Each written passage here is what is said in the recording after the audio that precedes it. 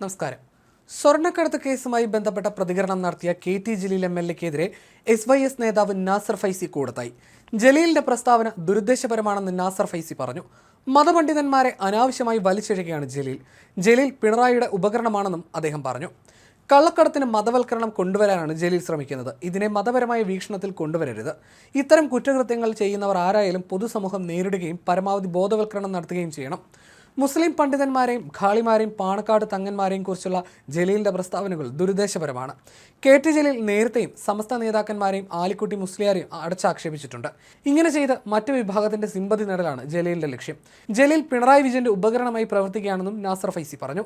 അതേസമയം K T. Jaleel എം.എൽ.എക്കെതിരെ youth league സംസ്ഥാന secretary P.K. ഫിറോസും രംഗത്ത് വന്നു. ജലീലിന്റെ മുസ്ലിം വിരുദ്ധ പ്രസ്താവന വിദ്വേഷമുണ്ടാക്കുന്നതാണെന്ന് P.K. ഫിറോസ് കുറ്റപ്പെടുത്തി. മുഖ്യമന്ത്രിയുടെ കൈ പൊള്ളിയപ്പോൾ PR ഏജൻസി ഏൽപ്പിച്ച ദൗത്യമാണ് ജലീൽ ഇപ്പോൾ ചെയ്യുന്നതെന്നും ഫിറോസ് കുറ്റപ്പെടുത്തി. ജലീൽ ഏറ്റെടുത്തത് BJPയുടെ പ്രചാരണമാണെന്നും പ്രസ്താവന പിൻവലിക്കണമെന്നും ഫിറോസ് ആവശ്യപ്പെട്ടു. സമുദായത്തിലെ ആരെങ്കിലും ചെയ്യുന്ന കുറ്റത്തിന് എല്ലാവരും എങ്ങനെ ഉത്തരവാദിയാകുമെന്ന് ഫിറോസ് ചോദിച്ചു.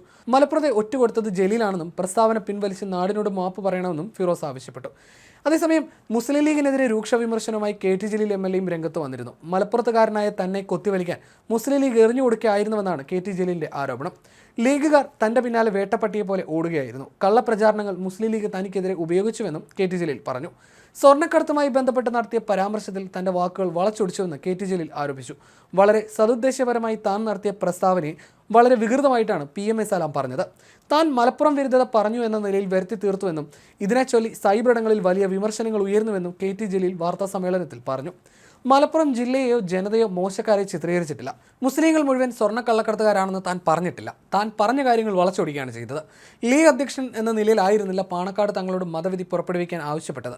തൻ്റെ കൂടി ഖാസി എന്ന നിലയിലായിരുന്നു താൻ ആ കാര്യം ആവശ്യപ്പെട്ടത്. ഇതിനെയാണ് മലപ്പുറം വിരുദ്ധതയായി പ്രചരിപ്പിച്ചതെന്നും കെ.ടി. ജലീൽ പറഞ്ഞു.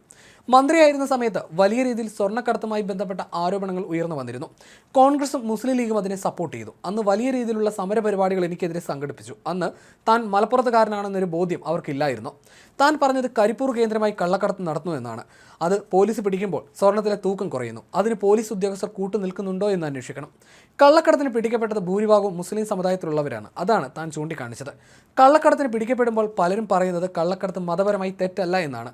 കള്ളക്കടത്തുകാരെ മാറ്റി നിർത്താൻ മുസ്ലിം ലീഗ് തയ്യാറാകണമെന്നും കെ.ടി. ജലീൽ പറഞ്ഞു. പണ്ഡിതന്മാർക്ക് പോലും ഇക്കാര്യത്തിൽ വ്യക്തതയില്ല.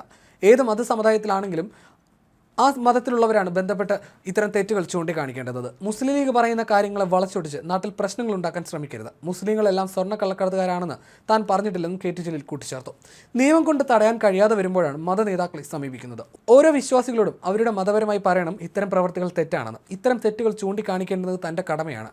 താൻ അത് തുടരുക തന്നെ ചെയ്യും. ഒരു മതപണ്ഡിതൻ വർഷങ്ങൾക്ക് മുൻപ് ഹജ്ജിന് പോയി തിരിച്ചു വന്നപ്പോൾ സ്വർണം കടത്തിയിരുന്നു. ഇയാൾ മുസ്ലിം ലീഗ് അനുഭാവിയാണെന്നും ജലീൽ പറഞ്ഞു.